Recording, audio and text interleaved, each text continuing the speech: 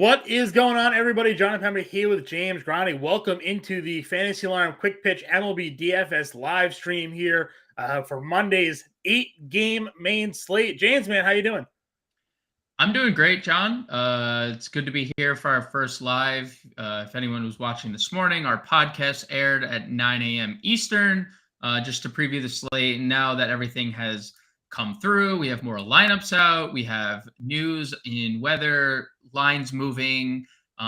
This is a culmination of that and just tying it all together in a bow. And I'm excited to be here. Shout out to the Better Sports Network. We're airing live first on, we have partnered with Better Sports, and this is going to be a great marriage, great partnership. So I'm excited to be here. I said this to you the other day, or it was this morning. It's been we've done so much today. I don't remember, but Bart Scott can't wait, John. Was that this morning? We'll have to get that cut uploaded for you, so our producer Turbo can just play it whenever you feel the need to actually to say it there. Listen, this is our first official live stream here for the Better Sports Network. Obviously, we did our podcast this morning, which aired at 9 a.m., which really gave our first look at this slate. Throughout the day, we've obviously had some more information come out. We've had some starting lineup set, so it gives us a little bit more of a clear view at what we can go ahead and expect on tonight's slate here. Plus, it gives us an opportunity to interact with all of you. Go ahead, get into our YouTube chat, get into the Better Sports app.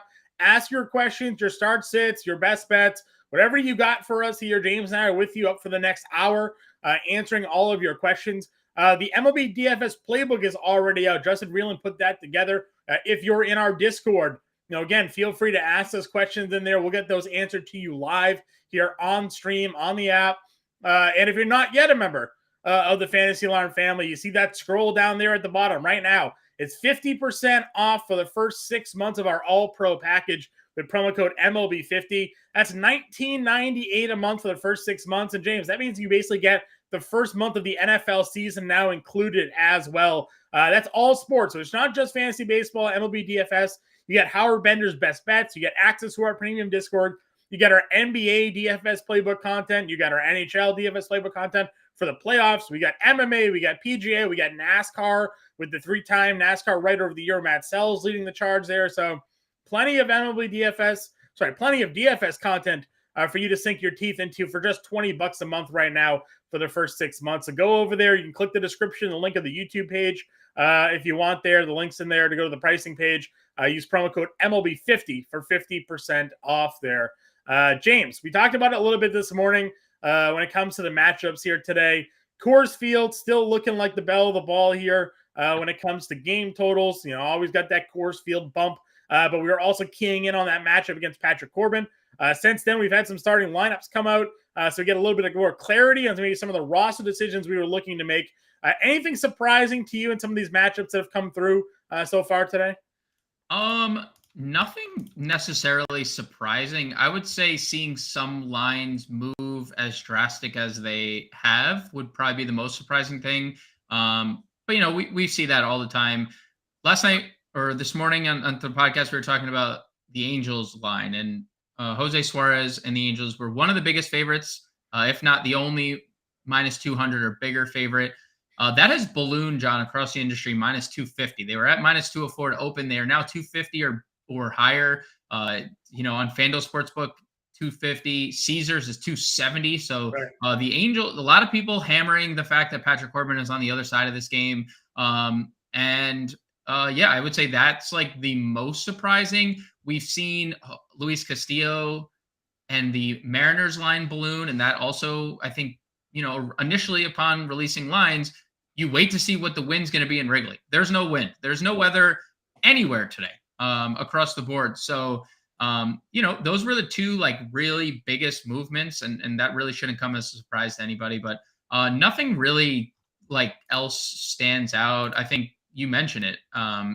There's still going to be around a lot of runs projected in St. Louis in Colorado. 11.5 is now the game total. That opened at 11.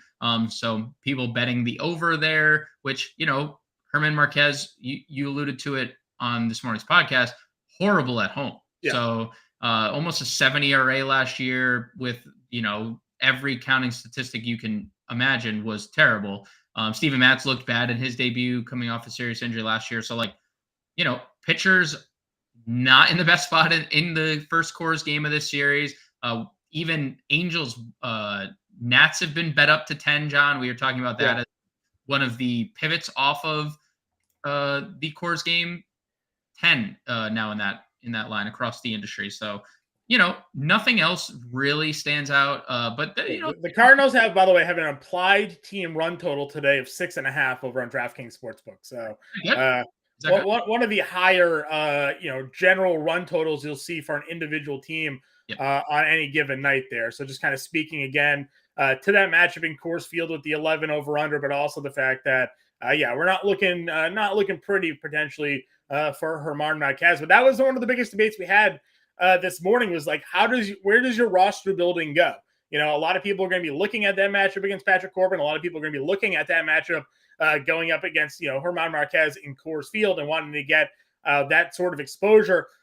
Unlike the most recent Coors Field matchup, where the Nationals were kind of low priced, the top guys that you want in the Cardinals lineup are all fairly expensive outside of, Jordan Walker, Alec Burleson, Arenado Goldschmidt right up there. But then Mike Trout and Shohei Ohtani, pretty expensive on the other side. And then we have a handful of top price pitchers. So roster construction is going to be pretty interesting today. We do at least have some rostership projections out as well, James. So we can kind of touch upon those when it comes to sort of breaking down some of these positions. So, and again, if you guys are watching, we'd love to get your questions in here. Go ahead, send them to us. James and I'll help you put together your lineups for today. Any other questions you have regarding betting, player props. I did the Prize Picks player prop article and video over on Fantasy Alarm today. That's already out there. Got a pair of plays and games that are starting at 6:35. That's the one thing, James, right? We're covering the first slate, the main slate here for DraftKings and FanDuel. Right now, baseball games are starting off at 6:30 in some places here. So there are some games already starting off. If you're playing the early slate, you got a few questions, throw them James and I away. We'll be certainly happy to give you some answers. There's some strong pitching matchups. Framber Valdez goes up against Pittsburgh. Alcantara is running up against the Phillies there. So some top stud pitchers on that kind of 6 p.m. slate. But when it comes to that main slate, we had a little bit of debate. It was aired earlier on the Better Sports Network Twitter channel, breaking down this pitching. Has anything changed for you when it comes to Scherzer, Castillo, Urias? No, but kind of what we talked about, and we could just quickly break it down, was what was Max Scherzer's ownership going to look like? Because when you look at the top 3 guys, and I think both of us were in agreement, there is 3 at the top and then it's everybody else, really. Right. It's Scherzer, it's Castillo, Urias, as you mentioned. Scherzer has the toughest matchup, in theory. Luis Castillo has a soft Cubs matchup. He's looked great. Luis Urias has looked great. And San Francisco, although they've looked good with power, they've been striking out astronomical amounts. Right. Scherzer has not looked good and now has to face a tough lineup. From what I'm seeing, Scherzer's and this was kind of the argument, because baseball, there's so much value on today's slate. Like, people are not afraid to use the best pitcher in tough spots, and that is once again going to be the case, John. Max Scherzer checking in as the highest rostered pitcher on DK in terms of ownership, and that's a little surprising because I still think the edge goes to Luis Castillo. Like, if I'm still giving him the edge, I would even probably go Urias second. But it is worth mentioning, like, when you're factoring in ownership, Max Scherzer's checking in as the highest owned guy. Right. Does that sway you at all? Like, because I think both of us in this morning's pod agreed Luis Castillo was the best spot. There's no win in Wrigley. He's looked the best of the 3. He's really just been dominant for, as long as he's healthy, he's been dominant the last few years. So I think it depends on the tournaments you're playing in.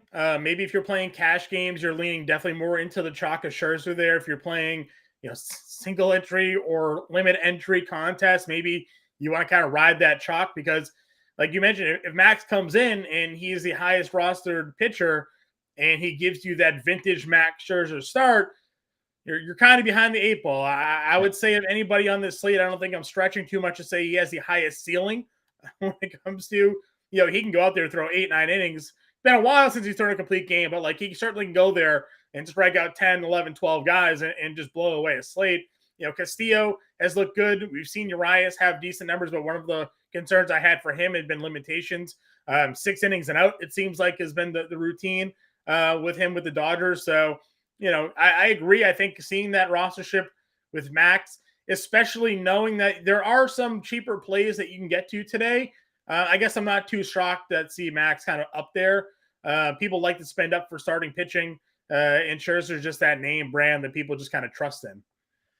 Yeah. So I think just seeing the ownership come in on Scherzer, it does make you wonder what your roster would look like with Scherzer and Castillo at the top if you were to use both of them, or Scherzer Urias, or just using both, because there is a lot of ownership coming in to a couple value guys that we talked about extensively this morning: Zach Gallen, Bryce Elder, Jose Suarez.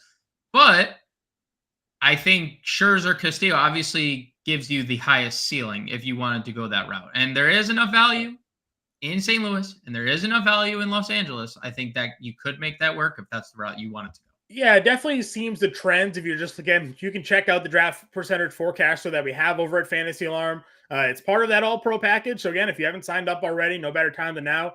Go ahead and hit that button down in the description there and become a member of the Fantasy Alarm family. But you get that draft percentage forecaster and you see, a couple of value plays like you mentioned up there, and you see a couple of top price guys. It kind of makes you think that there aren't probably many double spends up at the pitcher position, right? A lot of people are going to be pairing Scherzer Gallen, Scherzer Elder, Castillo Gallen, Castillo Elder, something like that. So maybe Castillo Max is where you actually get a little different having both of those guys in there. And then if those value plays don't come through like we're kind of projecting or many people are hoping for, then you do get that little bit of an edge because, we'll go through the Cardinals lineup.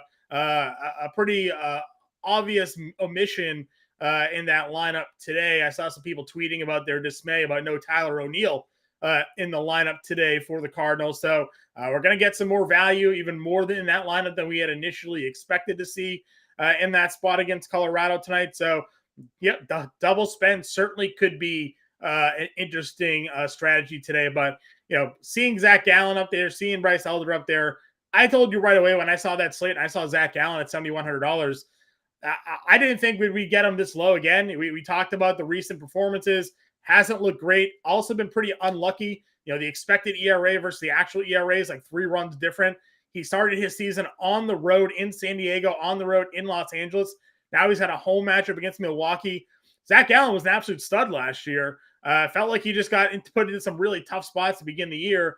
$7,100 against a Milwaukee team that's on the road feels like a spot where you could get 20, 25 fantasy points. Yeah, I mean, I think everything makes sense why Gallen's going to be popular. He's been unlucky, and that happens in baseball. And, getting to sleep in your own bed and face a slightly less potent lineup. Although we have to give Milwaukee their flowers. They are 4th in OPS against right-handed pitching this year. Pretty sizable sample, 255. It hasn't been like a lot of power. If we look at ISO 12th and ISO 166, which is, slightly better than middle of the pack. Gallen, the 2 home runs last start obviously could, if Milwaukee does get him into trouble, could lead to another unlucky start. But Sure. I think there is warrant to getting to Gallen at 71. Same thing with Suarez, same thing with Elder. I think my question to you, John, is I kind of really like Andrew Heaney in the mid-tier. And it's really scary. It's very scary because we know what Andrew Heaney could be. But we also know that he has very high strikeout upside. Yeah. This year, Kansas City, again, very small sample against left-handed pitching. 70 at-bat sample. 31% K rate. Only the Giants and the Tigers are worse. Yeah, I was looking at the Royals lineup today. I'm somebody that invested in Bobby Witt Jr. Bobby Witt this year has a 120 batting average in balls in play. That is not good. He has a 3% line drive rate. Also not good. He's basically just hitting a bunch of pop-ups, and when he is hitting the ball, it's getting caught. A 120 batting average in balls in play. He's getting pretty unlucky. Then you just kind of look up and down that lineup. Certainly some swing and miss in that spot there. Heaney, as we mentioned, a pretty strong strikeout guy. We saw him with the Dodgers last year in limited starts there. He went through and he had 110 strikeouts in 72 innings, 16 games, 14 starts. Like, that's a pretty legit strikeout rate there. So, I'm with you. And again, if you're kind of looking at our draft percentage forecast, they're comparing him to some of those other mid-tier or value guys.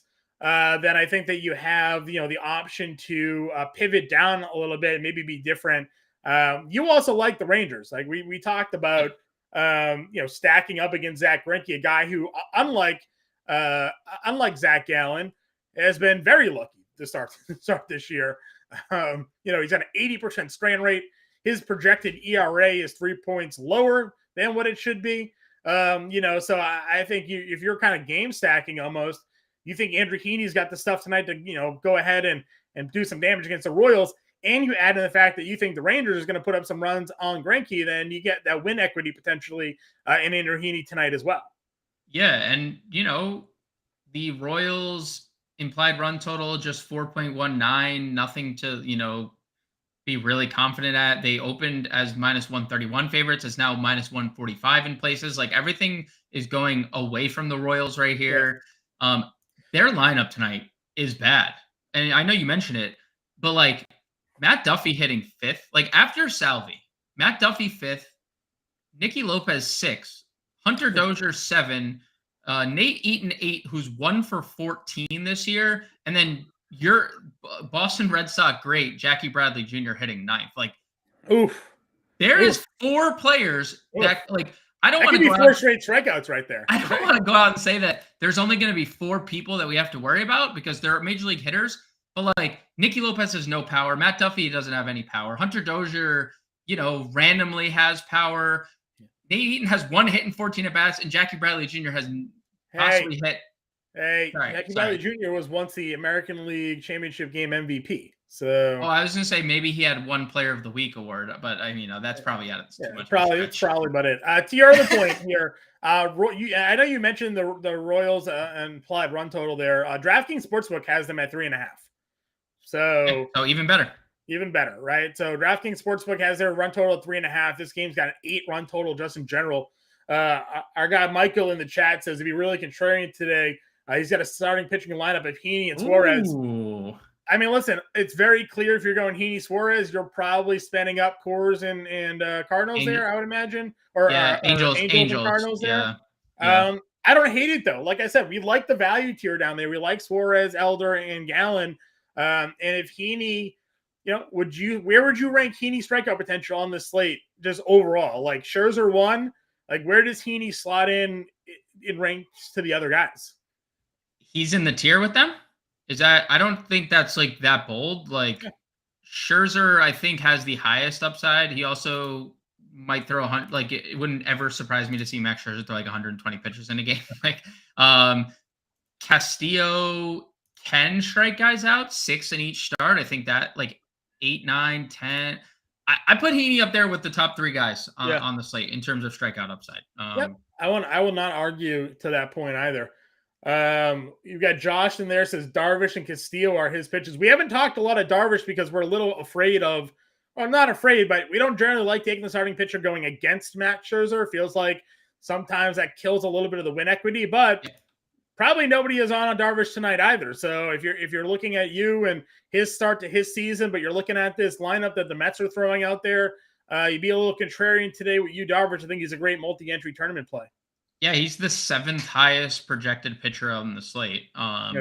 And I think the most something we talked about, like the price is what stands out the most to me with you, Darvish, because he's consistently a 9K plus pitcher. 8,400 is a discount on DraftKings.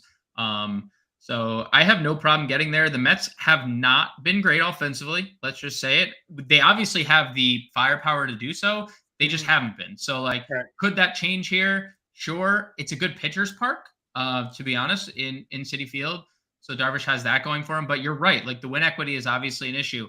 But again, if Scherzer continues to struggle, like the win equity could be there. So I am okay with Darvish in tournaments because we just went through that whole list and didn't mention him. And that's kind of, I think, what most people who are looking at the pitcher position are doing right now. Yep, 100%. Our guy Ice threw from our Discord, he's got a question on Alex Call today. We talked about what to do with the Nationals lineup here today. They've actually hit lefties relatively well. Does Call make a lineup for you today? 3K is a very enticing price tag. Last live stream on Friday, we talked about Alex Call against righties. That was our home. It wasn't our home run call, John, but see what I did there? Yeah, I caught on with that. I was following you. No, just come on, John. But we did say we liked him better in the righty split. That's just what he was better at last year. If he's leading off, I have no problem going there. Yeah, I don't mind either. We'll have to see what happens with that lineup. Again, we like Suarez tonight, but it's interesting, kind of given the fact that Washington does have some guys on top of that lineup that can hit some left-handed pitching there. Michael says probably use a mix of Texas, LA, and St. Louis. Yeah, I agree with you. James, big fan of maybe that Texas stack here today against Greinke. We talked about the numbers with Greinke today and how they're he's kind of getting lucky. So you're going ahead and taking a look at this Texas lineup here tonight. And you got Simeon, Seager, Garcia, Nathaniel Lowe's in there. Robbie Grossman is hitting fifth tonight. I don't know how you feel about that. They do kind of have the bottom of their lineup's not great either, right? Yeah. Robbie Grossman, Jonah Heim, Smith, Bubba Thompson, Janikowski is 5 through 9. You got to get to them. Simeon, Seager, Garcia, Lowe early, or Greinke could just throw that softball and get down the second half of that lineup today. Yeah, unfortunately, Mitch Garver hit the IL today, and no Josh Jung in the middle of that lineup. So like 2 everyday starters not there. It is like 6 through 9 is obviously good value if you want to go there, but 1 through 4 is really where we're gonna have to live with this Rangers lineup. A starting lineup that has 5 guys under $3,000 in it, generally not too bad. Not that DraftKings is on their stuff with pricing here. We talked about Jordan Walker being 3K and Burleson being like 29, but again, the second half of that Texas lineup, if it's not the top half doing damage against Greinke, maybe there's some interesting. But to that point, it's all about keeping the rostership low or being a little bit different as we kind of break through here. So, all right, that's our pitching kind of look here. Anybody that you kind of maybe putting on your radar here, or have we kind of exhausted our takes at the starting pitching position? Yeah, I mean, we didn't really give much love to Bryce Elder, but he's going to be popular. He's currently, him and Zach Gallen are like 1-2 in terms of ownership at the value tier. He looked great in his debut. Cincinnati struck out 25% of the time against righties this year, and they're on the road, right? We love facing Cincinnati's offense when they're away from Great American Small Park, and that's what they have today. I know Atlanta's a good hitting environment as well, but Elder looked excellent in his debut against a very tough St. Louis offense, and the 79 pitches could turn to 90 here as the season progresses.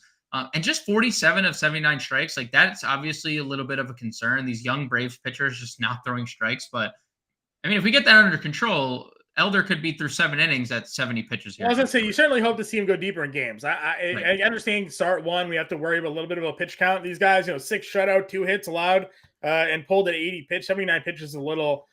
you want to see better, but I get it. The analytics also, go a couple times through the lineup and the ERAs jump, and they just start pulling these guys sooner and sooner there. Going through the hitting spot here again, we talked a lot about targeting cores, targeting the Patrick Corbin matchup today. We like Texas. Is it as simple as you're putting in William Contreras today against Marquez, and you're just kind of or Wilson Contreras rather, just kind of moving on? Probably. There are other plays. I think people are going to get to Elias Diaz in the middle of that lineup. Homered on Sunday, has 4 RBIs in his last 2 games, hitting 5th. He did hit lefties well last year. And then Logan O'Hoppe, same kind of frame of mind, 3 home runs in his last 5 games. The only problem with him is he's going to hit 9th. So we talk about wraparound stacks. You can play him in a wraparound stack.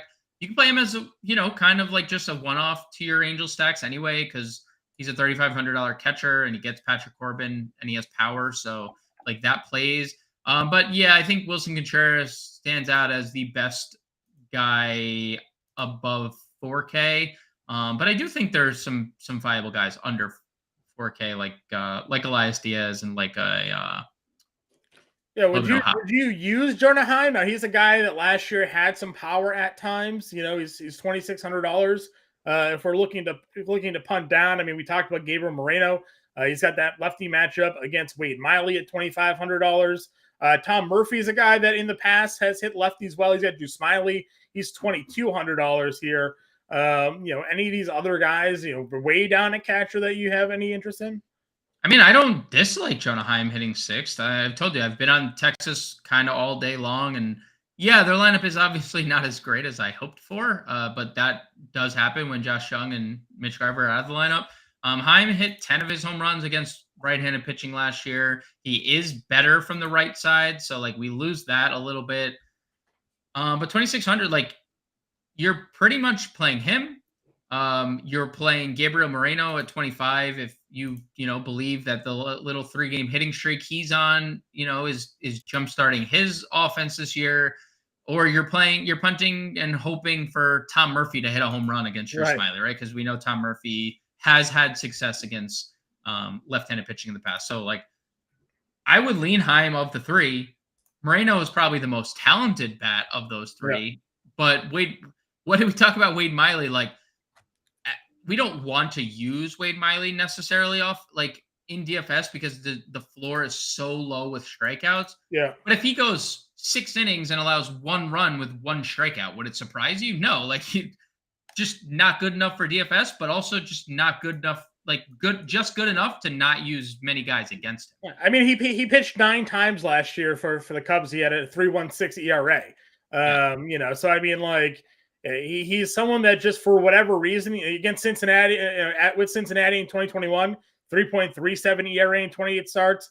You're right. He's not sexy because he doesn't strike anybody out, but a guy's throwing mid to low 3 ERAs pretty consistently. Definitely one that probably you end up finding yourself avoiding a little bit here.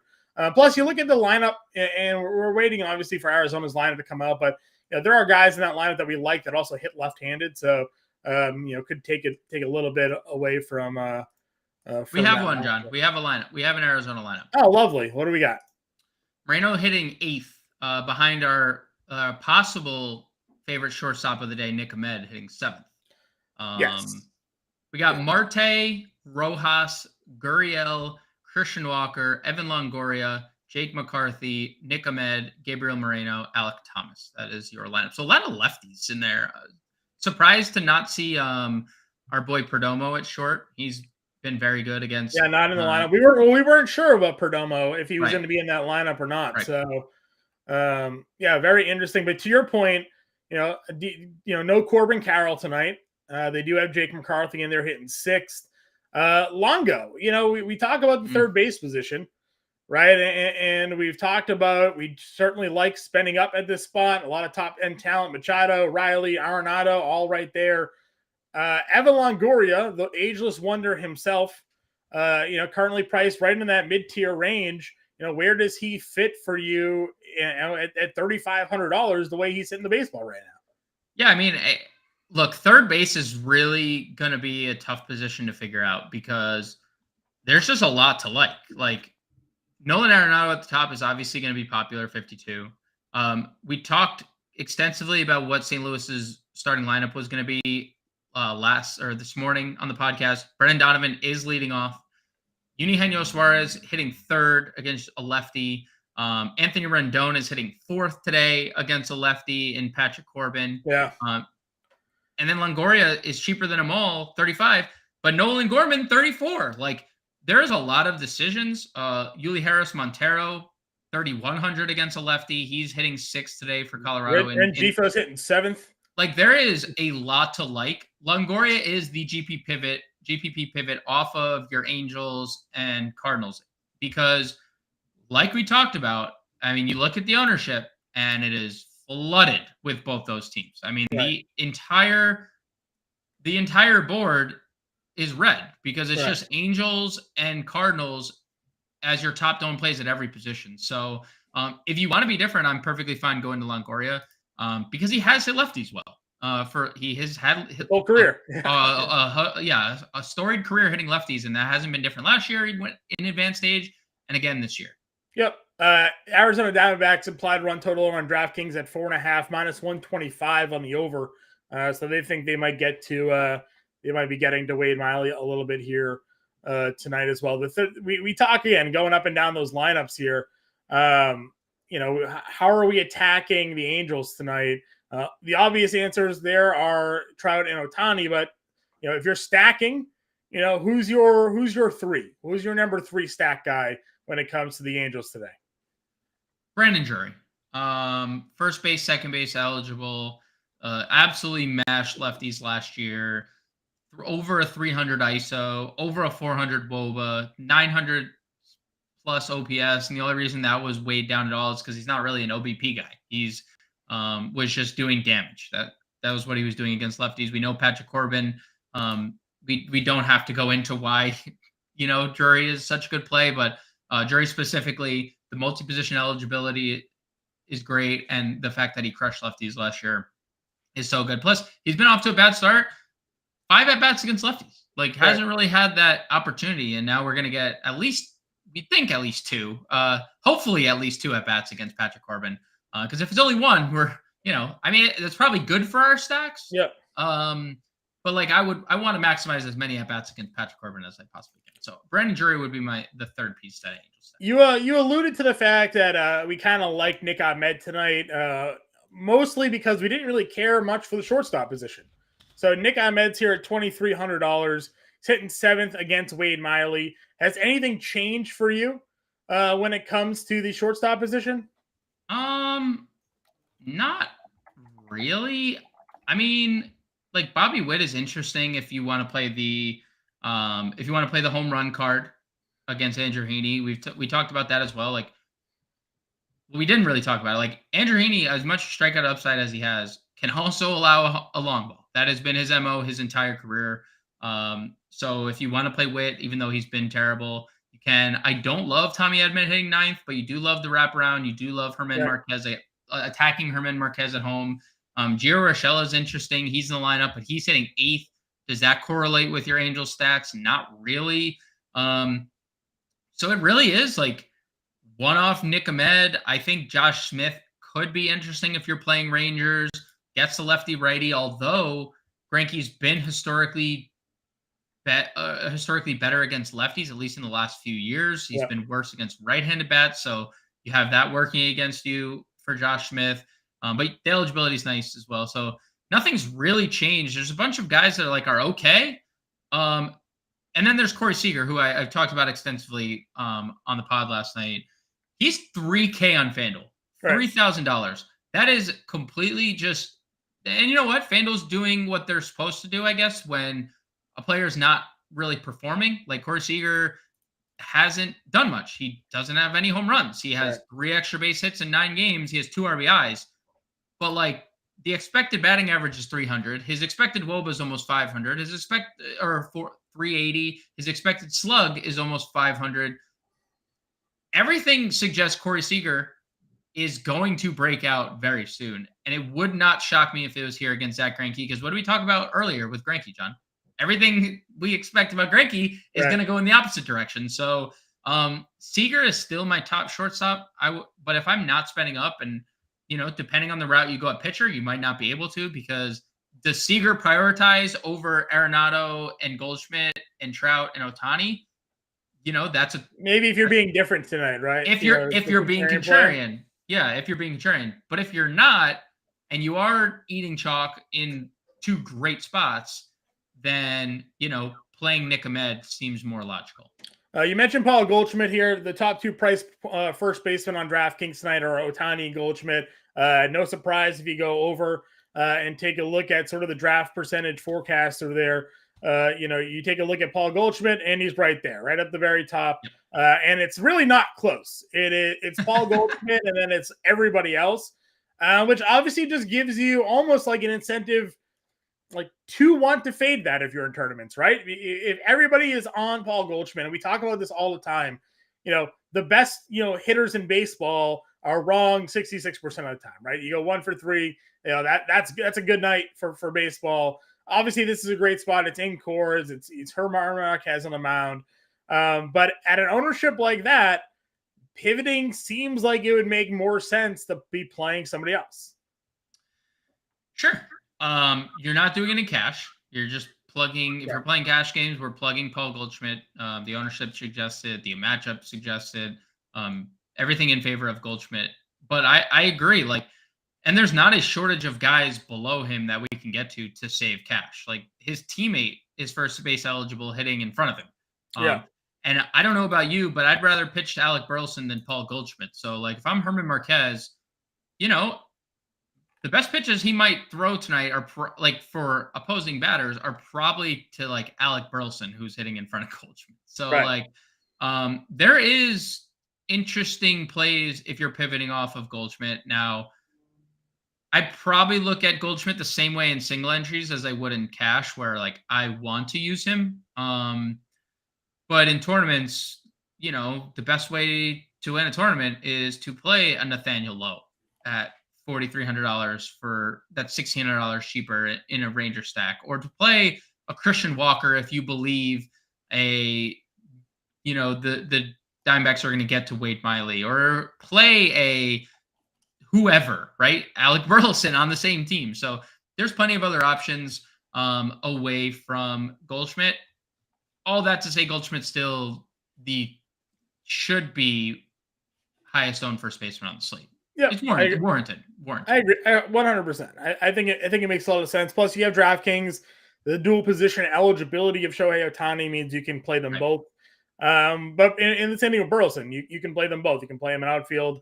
You could have a Trout, Burleson, Ohtani outfield with Goldschmidt and Arenado, and you're fine. That stack right there will just probably be pretty highly popular. If we want to be different. Obviously fading Goldschmidt, who's the target for you? We've obviously been playing a lot of Matt Olson. He gets Ashcraft tonight. He's at home. Olson on fire to begin the year, 353 homers, 11 RBIs. If you're looking at single digit percentage on Matt Olson, do you feel comfortable putting him in your lineup tonight? Yeah, I mean, I always feel comfortable with Matt Olson because the power upside is just always there, and especially with how good he's been this season. So yeah, no problem getting to Olson. I mean, 8 extra base hits, 11 RBIs already in 10 games. The strikeouts have been, coming in bunches. Ashcraft looked really good in his debut. He also was way tougher on lefties last year. And we'll see if that continues, but righties were the superior side against him. So we'll see. My pivot is Nathaniel Lowe, personally. Yeah. I mean, I can't. I don't know how many more times I have to. I'm gonna just keep mentioning Rangers. I know the lineup is suppressed, and it's not as good as it was at 9:00 this morning when we liked it a lot more. But 4,300, Nathaniel Lowe had coming off such a good year. He's been okay. But we know there's more power in there, and we know again Greinke is due for regression. So has one career hit off Zach Greinke, but that hit was a home run. So proud of him. Could certainly have his number there. In our chat there, Michael is saying that he likes Ty France as well. Yeah, listen, I like Seattle today. Again, I feel like Seattle's another team that's gonna maybe go a little bit under rostered because everybody's keying in on that Corbin-Coors matchup. And they got Drew Smiley on the mound, a lefty there for Chicago. And Chicago, the wind isn't like we said, we're not expecting ridiculously high winds there. It's still a hitter's ballpark. So Seattle can certainly do some damage as sort of an alt stack there from the chalk that we're looking at. Yeah, and honestly, the middle of that lineup hit lefties extremely well last year, and I'll even include Julio Rodriguez. So the top half of the lineup. I mean. Top half of the lineup, Julio Rodriguez, 350 WOBA last year against Southpaws. Ty France, 320. That's the lowest we're going to see. Eugenio Suarez, 387 WOBA. Teoscar Hernandez, 446 WOBA. AJ Pollock, 394 WOBA. How about this one, John? Sam Haggerty, 66 plate appearance sample, 458 WOBA, 364 average for Sam Haggerty. Top 6, all over 320 WOBA. 5 of the 6 over 350. Maybe, John. Maybe. Maybe. Everything I've said about Texas, right? Flip. What was a front once we saw the lineup. And all that interest has now shifted to see. I mean, that is like, those are pretty staggering numbers. And Drew Smiley was obviously worse against righties last year. 750 OPS, 324 WOBA against Yeah. him. Lefties did nothing against him. So, like, but they're throwing 8 righties at him tonight. So maybe the Seattle interest is where Texas is where I wanted Seattle to be. Yeah, Texas has your heart, but Seattle has your mind. Sort of thing. So, I think that is an interesting spot. Again, Seattle now though, you look at their pricing, they're also kind of expensive for their core guys there in that lineup. So, maybe more so again a lineup that fits a top price guy with a Gallon or an Elder to kind of pivot away. We will build the lineup here before we sign off for the day. We built one earlier today. We'll see if it changes much or if we want to just get a little bit different. Again, if you play those single entry tournaments, you want to be a little bit chalk, a little bit different, so you can kind of get ahead of the crowd. If you're in those multi entries, though, in order to take down, the big $15 that's paying out, $100,000 at the end of the night, you're gonna have to have some 2-3% in there to kind of help you go off and take it down. If we're going off of, again, just kind of breaking down a little bit more of this first base position here. Anybody else that you're looking at? Obviously attacking the pitching that is expected to be highly rostered is a way to go. We talked about Cincinnati not being home. Do you look at Elder and then take a look at guys in Cincinnati's lineup and have some interest? Yeah, I mean, it's hard to ignore what Jason Vossler's done thus far. 3 home runs in 8 games, 6 extra base hits in 8 games. Like, he has the lefty-righty split. But I don't find myself getting there. Will Myers has been off to a slow start, but sign of life, maybe hits in 4 or 5, including a double and 2 walks on Sunday. So, possibly as a contrarian stack, not my favorite to go to, but sure. I'm not gonna sit here and say like Bryce Elder is the next big thing. Like, he's not, Right. So that the jury's still out there, right? So, Yep. not much interest, but sure, as a contrarian stack. Okay. We talked about Julio Urias, but we also talked about the Giants here. Giants lineup has some guys that can hit left-handed pitching. Urias is a guy that tends to be on a little bit of a short leash at times as well, especially when it comes to pitch count. And if he gets a little trouble, you got to deal with the Dodgers bullpen if he comes out of that game. But we're looking at 2 guys that have first base, third base eligibility here for the Giants, Wilmer Flores and JD Davis, both notorious lefty guys. Yeah, I prefer Giants tonight as one-offs. It's very hard, I think, to stack against Julio Urias. Just he's someone who limits damage. So I would rather play one of these guys than both. And just Giants in general. Like, if I'm playing Giants, I'm playing JD Davis as a one-off, or I'm playing Wilmer Flores as a one-off. Probably Davis. He's been better against lefties in the past few years. Wilmer Flores is actually just kind of, I think early in his career, it was like a glaring split difference, and then it just kind of even out through time. Where JD Davis specializes in hitting lefties. So if I were to play one of the two, it'd be JD Davis in a one-off scenario.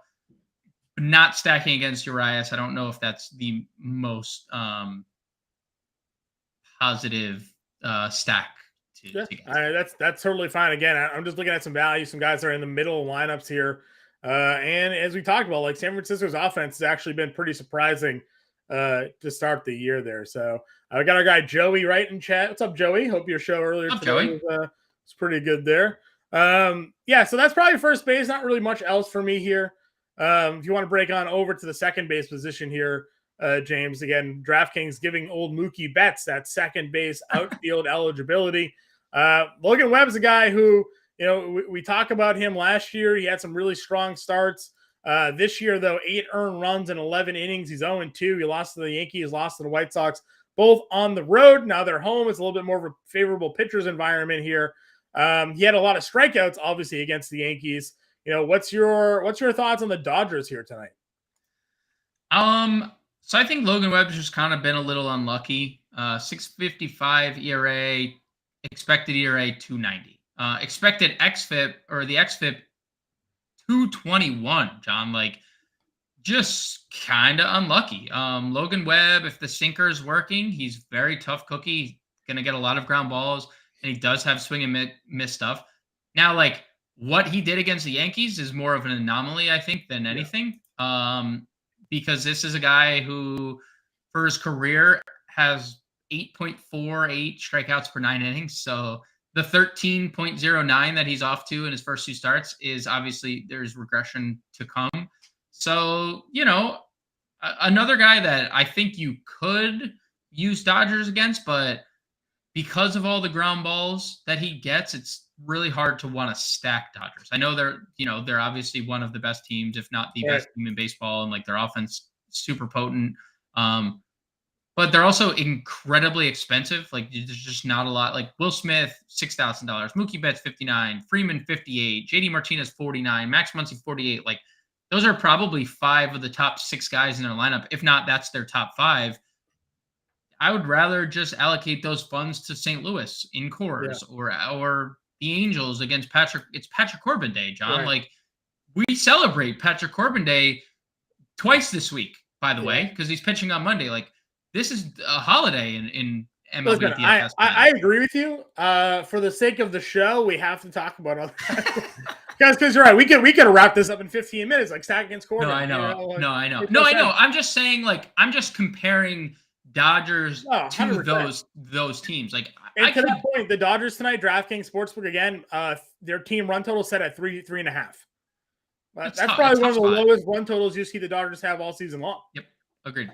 It's a -140 in the over, so obviously it's a big favorite there to go over to the 3.5. But this is a game that only has a 7 run total in it. So when you're on this board and there's multiple games at 10, 10.5, 11 runs, there's being different, and then there's being different just for the sake of throwing stuff against the wall, right? If you're playing the 150 max today, sure, you'll throw in a Dodgers stacker there, just in case they pop.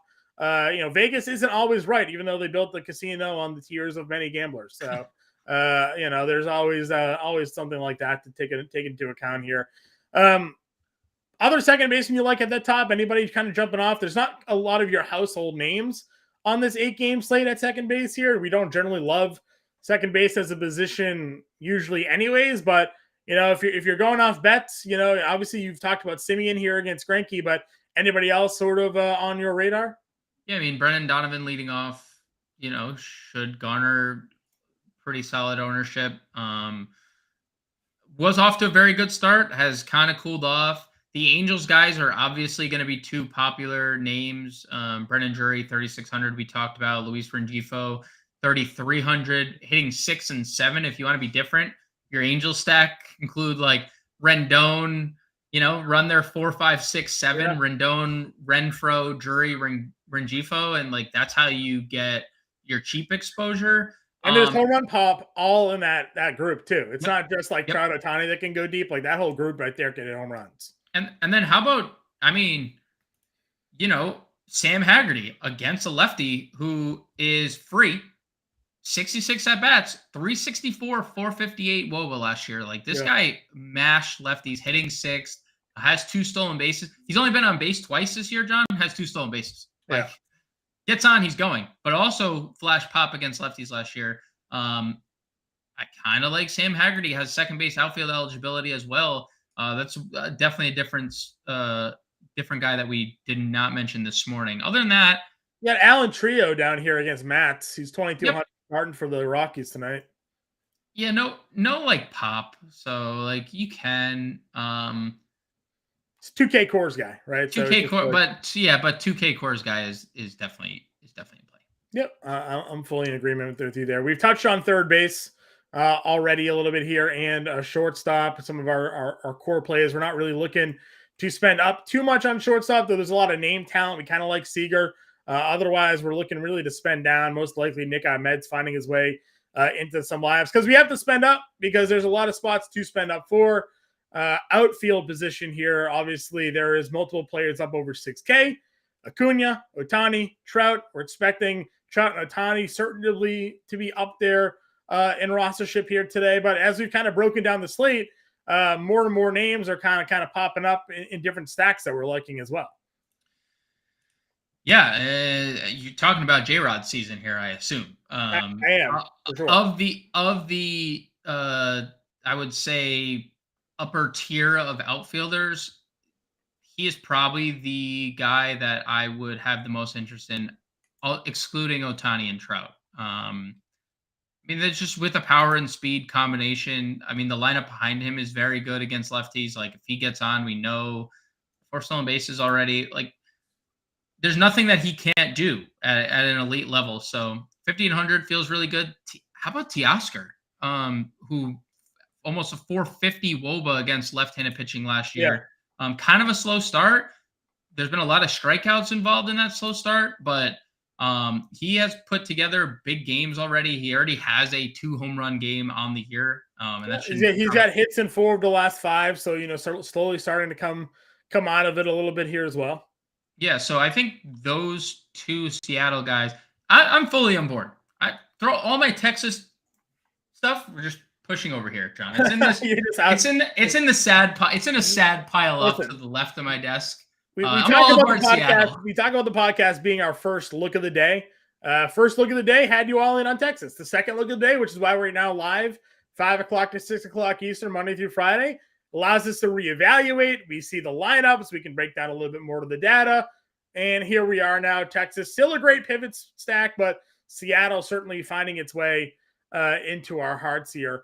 Taylor Ward leading off against Patrick Corbin at $5,300. Sure. I mean, again, you can't play every Angel outfielder today because they're just so expensive. You can try. This is where go play that 3 max. Go change up your rostership across those lineups and hope you put the pieces of the puzzle together correctly, because there's really no wrong going against Patrick Corbin. And then it's not only Patrick Corbin that you're then going up against. You're going up against the Nationals bullpen there as well, and we know that has generally been a fruitful adventure. They have a 5.45 bullpen ERA this year, 22 earned runs allowed by the Washington Nationals bullpen, 6 home runs allowed already by the Nationals bullpen here as well. So when Corbin comes out, you're just facing a whole bunch of other Corbins basically coming out of the pen for them. We talked about the mid-tier again, guys. We like Hunter Renfroe, certainly kind of fits a bill for us. Yep. But for me, it's the value. We talk about it. Jurickson Profar is $3,700. I think that's a fine play tonight against Mats. But then you have the Cardinals guys. We've talked about Burleson a little bit already, $2,900. Jordan Walker hitting 7th, fine. I hope eventually he moves up in the lineup. But, the guy came into the season with just a boatload of hype. So far, killed it during spring training, entering the regular season, killing it during the regular season, 353. He's got 2 homers in the last 4 games here. I think he's probably the highest rostered player on the slate.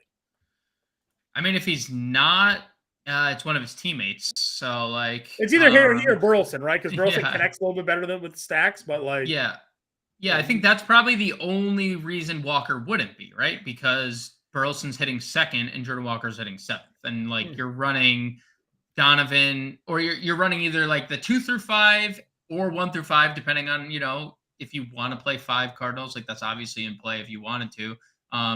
Or, 1 through 4. So Walker is typically left out of that equation, but hard to ignore him. $3,000. Sean, also, I'm just going to little shout out AJ Pollock, 3,400, just to continue the narrative of Seattle here. Also has a 2 home run game, and also I mentioned he hits lefties well. Our boy Stone Garrett hits lefties. No, I don't want it. Stone Garrett hits lefties well. Shocked he's not a Diamondback anymore, considering they have 93 lefty outfielders. They probably could use a righty bat. But Stone Garrett has a slate-breaking performance already this year. So I think there's some interesting guys if you want to pivot off the St. Louis chalk, but the St. Louis chalk is in such a good spot. All right, so let's build a lineup here, James, and maybe let's go a little contrarian. So you like Seattle, right? I think Seattle is excellent upon further review. Give me our chalk stack. Is it the Angels or is it going to be the Cardinals? And we'll pair them. We'll do our best to pair them with Seattle. Well, John, this is our first build on Better Sports. Do you want to out of the guns blazing fade cores? I know. Guns blaze. just fading Core's first live stream. I mean, I'm down. I'm down because I do think we are celebrating a holiday that we do celebrate often on Patrick Corbin Day. Yeah. So at least 30 times a year we get Patrick Corbin Day. At least 30 times a year. Because they're paying him just a boatload of money they can't afford not to pitch him. To be their opening day starter for some reason. So yeah, I mean, I'm perfectly fine going Angels Seattle if that's the direction we want to go. And we will be watching the cores like this. We'll be peeking through our fingers, but yeah, I mean, I'm down to do that. All right, we go Angels Seattle. We go in Hop then here at 3,500 a catcher. Yep. All right, we got Hop first base. Are we going with France, Drury, or Ohtani? Well, let's use Drury. I want to play Sam Haggerty at second. I feel like that will afford us the value to get the outfielders we want. Haggerty at second. Third base here. We don't have to go full fade, obviously, on all these things, but third base. What's our option? We're going Rendon at $3,400, $3,900. Yeah, if it's not Arenado, I think it's Rendon or Rengifo at 33. Yeah, Rengifo, Gorman. I would say like the four for me would be Gorman, Rengifo, Rendon, or Arenado if playing. We want Trout and we want J-Rod, right? Yep, Trout and J-Rod. Okay. What was our other value outfielder that we liked?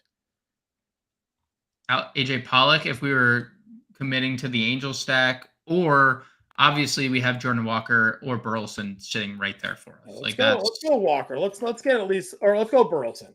Or Burleson or Walker, pick one. Walker. All right, Walker in. Shortstop, we still going to go Ahmed here? Yeah, let's punt him in. Okay, third base then gives us. Can we get Arenado? We can go. We can go Arenado. We go Luis Castillo and Andrew Heaney, and that gives us a $700 left over. Kind of a lineup thrown together here. Certainly works at $700 left over. James, not a bad pivot lineup, right? We got our Patrick Corbin stack going on there. We got our Seattle stack. We got a couple of one-offs for some popular plays. Castillo, Heaney. We'll be back tomorrow morning with the podcast. We'll be back tomorrow afternoon, evening with the live stream here for James and I. Good luck, everybody, tonight on the main slate. We'll be back. We'll talk to you later.